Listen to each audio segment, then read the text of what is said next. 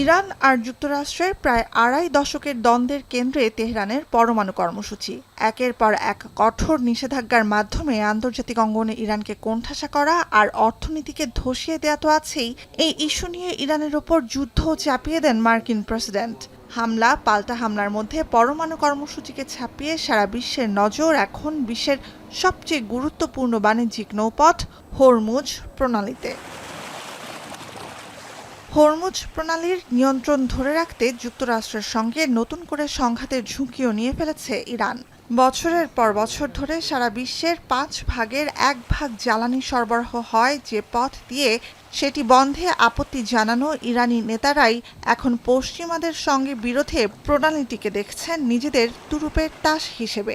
The Strait of Hormuz has been blocked, and then reopening of that would definitely give us a very good avenue to move, more freely. با وجود اینکه تفاهمنامه امضا شده، شرکت‌های کشتیرانی و فورواردرها در حال حاضر برای کانتینرها تو جنوب ایران رزرو ارائه نمیدن. دلیلش همینه که میگن ریسک حق بیمه ها خیلی بالاست. Vitamin E O C serum 8টি প্রাকৃতিক oil সমৃদ্ধ lily serum oil, যা চুল পড়া কমায় মাত্র 30 দিনে। হরমুজে বেশ কয়েকটি পণ্যবাহী জাহাজে হামলার ঘটনা নিয়ে যুক্তরাষ্ট্র ইরানের সাম্প্রতিক হামলা পাল্টা হামলার সূচনা। এর জেরে আবারও ইরানের তেলের ওপর অর্থনৈতিক নিষেধাজ্ঞা আরোপ করেছে যুক্তরাষ্ট্র, যার ফলে ইরানের 6 কোটি 30 লাখ ব্যারেল তেল আটকে আছে মাঝ সমুদ্রে। মার্কিন প্রেসিডেন্ট ডোনাল্ড ট্রাম্প অস্ত্রবিরতিতে ইতি টেনে ইরানি ভূখণ্ডে ফের হামলার নির্দেশ দেওয়ার পর আবারও বিশ্ববাজারে বেড়েছে জ্বালানি তেলের দাম।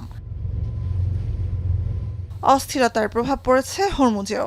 হামলার জেরে লক্ষণীয় মাত্রায় কমেছে প্রণালীটিতে বাণিজ্যিক জাহাজ চলাচল। বুধবার হরমুজ পেরিয়েছে মাত্র 23টি পণ্যবাহী জাহাজ, যেখানে যুদ্ধের আগে স্বাভাবিক সময়ে এর সংখ্যা ছিল দৈনিক 150-র মতো। প্রতিদিন এর অর্ধেক জাহাজেই বহন করা হতো 2 কোটি ব্যারেল অপরিশোধিত তেল ও প্রাকৃতিক গ্যাস। এ পথেই আনা নেয়া করা হয় বিশ্বের মোট জ্বালানি তেলের 20%, সমুদ্রজাত সারের 30%। ফলে হরমুজে উত্তাপ মানে শুধু জ্বালানি নয়, একই সাথে খাদ্যপণ্য উৎপাদনের খরচও আকাশচুম্বী হয়ে যাওয়া। But strategically, their view is that this southern shipping lane in the Strait of Hormuz is, its introduction is the way of the United States eroding Iran's strategic asset, which is the control over the Strait of Hormuz. And this is why they're trying to make sure that other countries coordinate with Iran when they're passing through the strait. So that's the thinking behind it. যুক্তরাষ্ট্রকে চাপে ফেলতে বছরের পর বছর ধরে Hormuz প্রণালী বন্ধের হুমকি দিয়ে আসলেও ভেতরে ভেতরে এ পদক্ষেপ নিতে অনিচ্ছুক এবং একে শেষ অবলম্বন হিসেবে দেখে তেহরান। কিন্তু বর্তমান পরিস্থিতিতে ইরান হরমুজ ইস্যুতে পিছু হটলে পরমাণু কর্মসূচি আর প্রচলিত ক্ষেপণাস্ত্রের মজুত সহ দেশটির বিভিন্ন বিষয়ে ফের চেপে বসবে ট্রাম্প প্রশাসন, এমনটাই শঙ্কা তেহরানের। নুজহাত কামাল, এখন বিশ্ব।